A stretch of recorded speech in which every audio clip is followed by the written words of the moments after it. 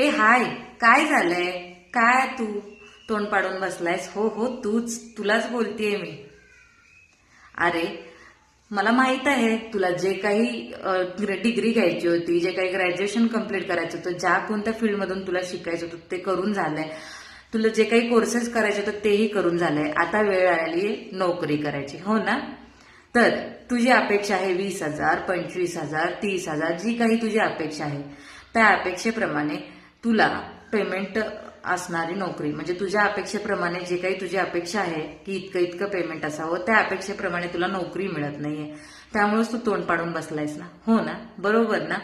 तर ऐक, मी तुला खूप म्हणजे खूप एक अगदी सोप्या भाषेत समजावून सांगते. कधी काळी तूही लहान होतास, तूही नवजात बालक होतास आणि आज तू तुझ्या डोळ्यासमोर कित्येक लहान लहान लेकरांना मोठं होताना बघत असेल, हो ना?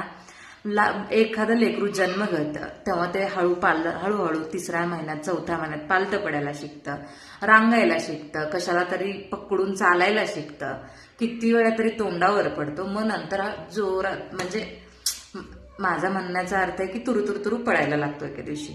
मग मला काय सांगायचंय समजतंय का तुला? आज 10,000ची नोकरी मिळते ठीक आहे, 8ची मिळते ठीक आहे, जे काही असेल सुरुवात तरी कर. एके दिवशी तुझ्या मनाप्रमाणे नक्कीच होईल. समजतंय तुला?